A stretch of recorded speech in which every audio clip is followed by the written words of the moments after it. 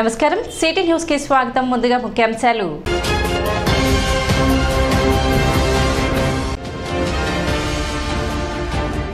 బాల్య వివాహాల నియంత్రణపై తెనాలి మున్సిపల్ కార్యాలయం నందు జరిగిన డివిజన్ స్థాయి బాల్య వివాహాల నిరోధక అధికారుల అవగాహన సదస్సు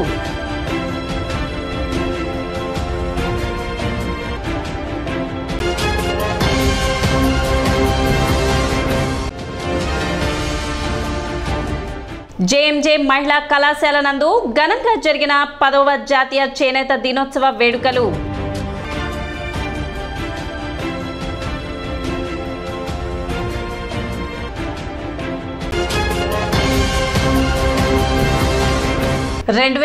నాటికి ఆంధ్రప్రదేశ్ను బాల్య వివాహ రహిత రాష్ట్రంగా తీర్చిదిద్దాలన్నదే ప్రభుత్వ ఉద్దేశమని district child protective officer CH Vijay Kumar తెలిపారు.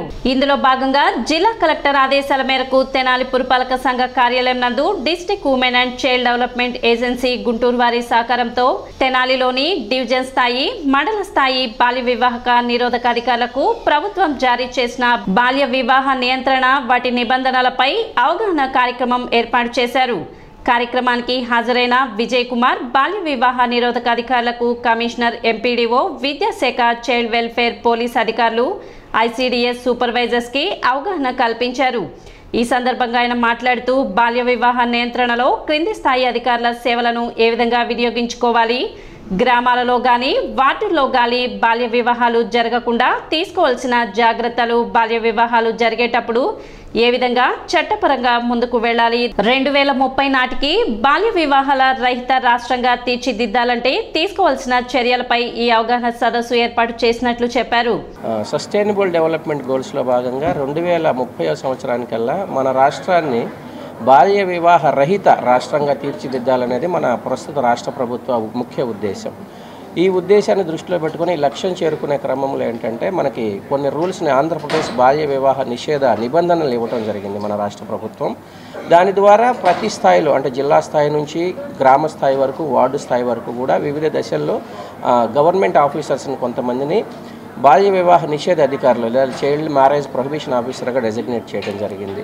ఈ ప్రభుత్వ లక్ష్యాన్ని దృష్టిలో పెట్టుకొని సాధించే దిశగా కృషి చేయాలనే ఉద్దేశంతో మన జిల్లా కలెక్టర్ నాగలక్ష్మి గారి ఆదేశానుసారం ఇప్పుడు తెనాలి డివిజనల్ లెవెల్లో ఉన్న mandal level child marriage prohibition officers అంటే మున్సిపల్ కమిషనర్ గారు, మండల పరిషత్ డెవలప్మెంట్ ఆఫీసర్స్, తహసీల్దార్సు, mandal education officers, child welfare police officers, ICDS CDPOs and supervisors అందరికీ కూడా చైల్డ్ మ్యారేజ్ ప్రొహిబిషన్ రూల్స్ మీద యాక్ట్ మీద సెన్సిటైజేషన్ ఏర్పాటు చేయడం జరిగింది. దీనిలో కింది స్థాయి చైల్డ్ మ్యారేజ్ ప్రొహిబిషన్ ఆఫీసర్స్ని ఏ విధంగా మనం వాళ్ళ సర్వీసెస్ని యూటిలైజ్ చేసుకోవాలి, గ్రామంలో కానీ వార్డులో కానీ చైల్డ్ మ్యారేజెస్ రాకుండా ప్రివెన్షన్ యాక్టివిటీస్ ఏ విధంగా తీసుకోవాలి, ఒకవేళ మన నోటీసులో లేకుండా లేదా ఎక్కడైనా జరిగిన మ్యారేజెస్ మన నోటీసులోకి వచ్చినప్పుడు చైల్డ్ మ్యారేజెస్ ఎటువంటి లీగల్ యాక్షన్ తీసుకోవాలి, ఏ విధంగా మానిటర్ చేసుకోవాలి, ఈ 2030 కల్లా మన రాష్ట్రాన్ని చైల్డ్ మ్యారేజ్ ఫ్రీ రాష్ట్రంగా చేయాలంటే మండల్ లెవెల్లో ఎటువంటి యాక్టివిటీస్ చేయాలి, డివిజనల్ లెవెల్లో ఎటువంటి యాక్టివిటీస్ చేయాలనే దాని మీద ఈరోజు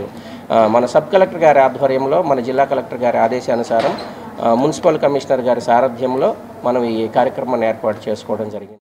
సమావేశంలో Tenali municipal chairperson Tadipoyina Radhika, commissioner Bandi Seshanna, MRO Gopalakrishna, MPDO Shilpa, CDPO Sulochana, Guntur legal మరియు professional officer Vasanthi, craft state coordinator Sameer, municipal health officer Nirmala తదితరులు పాల్గొన్నారు.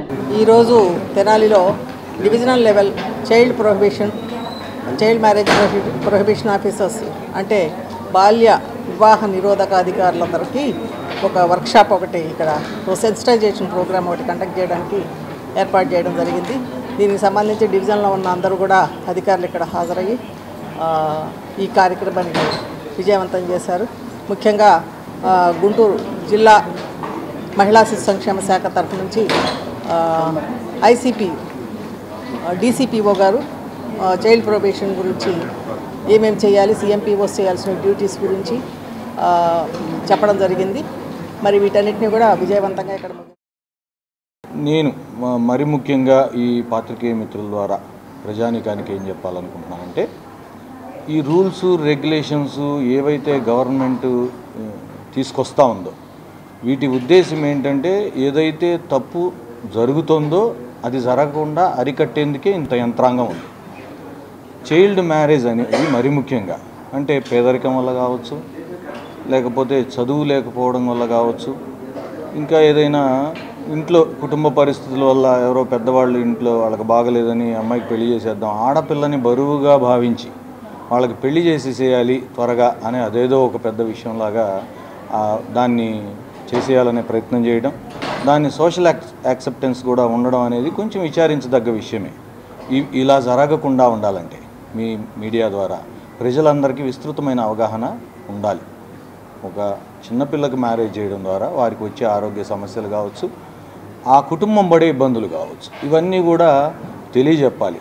పేదరికం లేకపోతే చదువు లేనితనం వల్ల వాళ్ళు చేసే చర్యల్ని ఖచ్చితంగా వాళ్ళకి మంచి అవగాహన కల్పించాలి. స్కూళ్ళల్లో కూడా అట్లాగే ఎక్కడైతే వల్నరబుల్ పాకెట్స్ ఉన్నాయో పేదరికం ఉండే ఒక డౌన్ ట్రోడన్ ఏరియాల్లో కూడా చిన్న చిన్న సభలు సమావేశాలు కండక్ట్ చేయడం ద్వారా ఎప్పటికప్పుడు సిబ్బందిని అలర్ట్ చేయడం ద్వారా పోలీస్ శాఖ సహకారం తీసుకుంటూ అట్లాగే మీ అందరి పాత్రికేయ మిత్రులు ఎక్కడ ఏమి తప్పు జరిగినా ఖచ్చితంగా మాకు తెలిసేది మాత్రం పాత్రికేయ మిత్రులు. తెనాలి నియోజకవర్గ బీజేపీ కార్యకర్తల విస్తృత స్థాయి సమావేశం బుధవారం జరిగింది. స్థానిక నూకల రామకోటేశ్వరరావు కళ్యాణ మండపం నందు జరిగిన సమావేశానికి పట్టణ పార్టీ అధ్యక్షులు అడప సంపత్రాయుడు అధ్యక్షత వహించారు. గడిచిన 5 ఏళ్లలో ఆంధ్రప్రదేశ్ ఎటువంటి అభివృద్ధికి నోచుకోలేదని, జూన్ 4వ తేదీన రాక్షస పాలన పోయి సుపరిపాలన రావడంతో ప్రతి ఒక్క పండుగ ముందుగానే వచ్చిందని ఆంధ్రప్రదేశ్ ఆనందపడిందని నాయకులు చెప్పారు. బీజేపీ, టీడీపీ, జనసేన ఆధ్వర్యంలో పెన్షన్ల పంపిణీ నిర్వహిస్తే లబ్ధిదారులు పండుగ చేసుకున్నారని తెలిపారు. రానున్న రోజుల్లో అనేక సంక్షేమ కార్యక్రమాలు కూటమి తరపున ప్రజల వద్దకు తీసుకువెళ్తామని చెప్పారు. కూటమి ప్రభుత్వం ఏర్పడిన 50 రోజుల్లోనే ప్రజల్లో విశ్వాసాన్ని ఏర్పరచుకుందని చెప్పారు.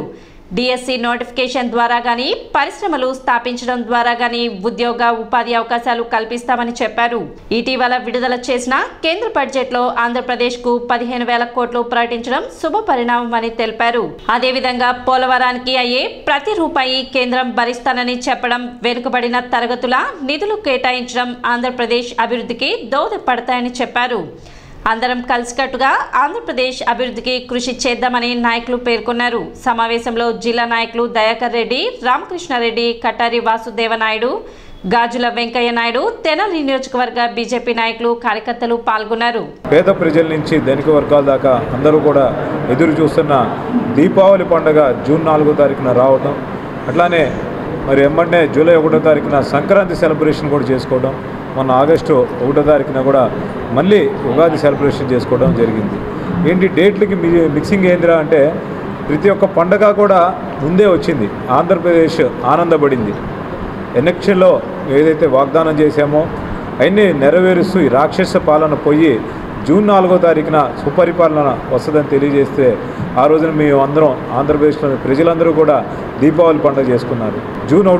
జూలై 1వ తారీఖున ఈ పింఛన్ల కార్యక్రమం మొదలుపెట్టి ప్రతి ఇంటికి వెళ్ళి కూడా భారతీయ జనతా పార్టీ, తెలుగుదేశం, జనసేన కార్యకర్తలు ఇంటికి వెళ్ళి తలుపు తట్టి మరీ ఈ పింఛన్లు ఇస్తుంటే వారంతా కూడా సంక్రాంతి సెలబ్రేషన్ చేసుకున్నారు. ఈ రానున్న రోజుల్లో అనేక రకాల సంక్షేమ కార్యక్రమాలు భారతీయ జనతా పార్టీ, తెలుగుదేశం, జనసేన కార్యకర్తలు, నాయకులందరూ కూడా తప్పనిసరిగా ప్రజల వద్దకు తీసుకెళ్తారని ఆశిస్తారు. అట్లానే మొన్న ప్రవేశపెట్టిన బడ్జెట్లో 15,000 కోట్ల రూపాయలు ఆంధ్రప్రదేశ్ అభివృద్ధికి ఇవ్వడంతో పాటు 26,000 కోట్లు రైల్వే లైన్లు, 12,000 కోట్లు ఈ యొక్క వెనకబడిన ప్రాంతాలకు ఇస్తూ, అట్లానే ప్రధానమంత్రి ఆవాస్ యోజన కింద ఎన్ని ఇళ్ళు కావాలంటే అన్ని ఇల్లు ఇవ్వడం, అనేక రకాల ప్రాజెక్టులని భారతీయ జనతా పార్టీ ఆధ్వర్యంలోని ఎన్డీఏ గవర్నమెంట్ కేంద్రం నిర్వహిస్తుంది. పోలవరం ప్రాజెక్టుని ప్రతి పైసా కూడా మేము లెక్కడకుండానే వీటికి వినియోగించిన ప్రతి దానికి కూడా డబ్బులు ఇస్తామని కూడా గౌరవనీయులు నిర్మలా సీతారామన్ తెలియజేయడం కూడా మనందరం చూసాము. అదేవిధంగా వాళ్ళు ఏ విధంగా కేంద్రం నుంచి, స్టేట్ నుంచి, జిల్లా నుంచి ఎలాంటి అధికారాలు అయితే వచ్చినాయో వాళ్ళ అధికారులు చెప్పినటువంటి, మన పెద్దవాళ్ళు చెప్పినటువంటి విధంగానే ఇక్కడ ప్రతి కార్యకర్త, ప్రతి నాయకులు, ప్రతి గ్రామంలోనూ, ప్రతి పట్టణంలోనూ మనం ఈ 3 నెలలుగా 4 నెలలుగా అనేక శ్రమలతో కూడి తిరిగి రాత్రి పగలనకుండా మనస్ఫూర్తిగా మన కార్యకర్తలు ప్రతి ఒక్కరూ ఎలాంటి చిన్న లోపం కూడా లేకుండా, చిన్న గ్యాప్ కూడా ఎలాంటి గ్యాప్ లేకుండా ప్రతి ఒక్కరూ కృషి చేసి ఈరోజు మన రాష్ట్రం మళ్ళీ మామూలుగా ఒక గాడిలో పెట్టడం కోసం మనం చేసిన శ్రమ అంతా ఫలించింది. ఈ ఫలితం ఏ నాయకులకో, ఏ పెద్దవాళ్ళకో దక్కింది కాదు. ఓన్లీ మన కార్యకర్తలు రాత్రి పగలు తిరిగి ప్రతి గ్రామంలోనూ ప్రతి ఊర్లోనూ ప్రతి ఇంటికి కూడా తిరిగారు. అదేవిధంగా వాళ్ళు వాళ్ళ కుటుంబ పిల్లలు కూడా ఏ మద్రాసులో ఉంటేనో, హైదరాబాద్లో ఉంటేనో, ఢిల్లీలో ఉంటేనో, అమెరికా నుంచి కూడా వాళ్ళ సహాయ సహకారాలు తీసుకొని వాళ్ళందరూ కూడా ఏకంగా ఇంటికి పిలిపించి వాళ్ళందరినీ పిలిపించి ఓట్లు వేయించి వాళ్ళందరినీ పిలిపించి ఓట్లేసి దిగ్విజయంగా మరీ ఇంకొకసారి ఆ పార్టీ అనేది నామరూపాల రాకుండా చేయడానికి ఈరోజు అందరూ కృషి చేశారు. జేఎంజే మహిళా కళాశాల నందు 20వ జాతీయ చేనేత దినోత్సవం ఘనంగా నిర్వహించారు. ఈ సందర్భంగా అధ్యాపకేతర సిబ్బంది విద్యార్థులు చేనేత వస్త్రాలు ధరించి చేనేత కార్మికులకు ప్రోత్సాహం అందించే దిశగా ప్రయత్నం చేశారు. 1905 ఆగస్టు 7వ తేదీన ప్రారంభమైన స్వదేశీ ఉద్యమం తీవ్ర స్థాయిలో దశ దిశలా ప్రజ్వడిల్లి మన దేశ స్వాతంత్ర సంపార్జనకు ఎంతో తోడ్పడిందని, ఇందులో భాగంగా దేశ ప్రధాని నరేంద్ర మోడీ 2015 ఆగస్టు 7న చేనేత దినోత్సవంగా ప్రకటించారని, అప్పటి నుండి చేనేత దినోత్సవం జరుపుకుంటున్నట్లు ప్రిన్సిపల్ సిస్టర్ షైనీ పాటిబండ్ల హేమలత తెలిపారు. చేనేతలు మన కళలను, సాంస్కృతిక నైపుణ్యాలను ప్రదర్శించడమే కాకుండా మన దేశ ఆర్థిక సామాజిక ప్రగతికి ఎంతో తోడ్పడుతుందని అన్నారు. ఈ రోజు మా JMJ college for women autonomous Tenali మేము handloom national handloom day celebrate చేస్తున్నాం. ఇది 1905 ఆగస్ట్ 7th స్టార్ట్ చేసిన ఈ handloom day. Today we are celebrating this handloom day because not to give awareness to our students on India's handloom industries and the handloom fabrics weavers, how they are how they are doing handwork by their great skill and talent.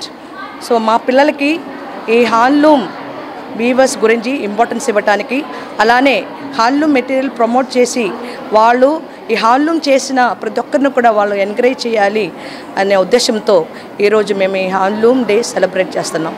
So ఇక్కడ మా JMJ college staff అందరూ gather అయి ఉన్నారు along with our students. So we are very happy to give this information and awareness program to our students as well as outside. కార్యక్రమంలో కళాశాల principal sister Shiny, Louis sister Sarada, sister Amalveni, Patibandla Hemalatha తదితరులు పాల్గొన్నారు.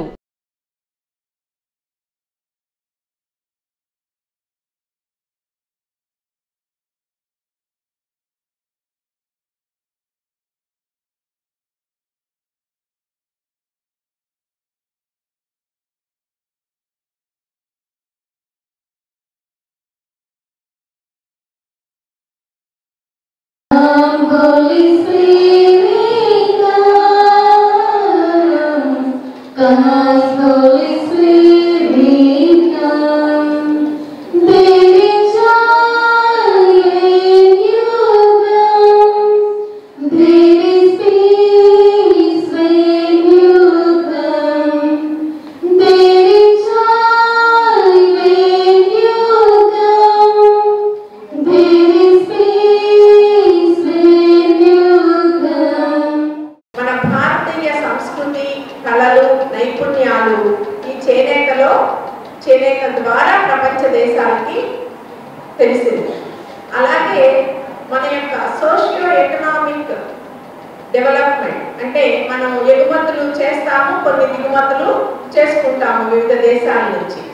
ఆ ఎగుమతుల ద్వారా మనకు లభించేటటువంటి ఆదాయ మార్గాల్లో ఈ చేనేత ఒకటి.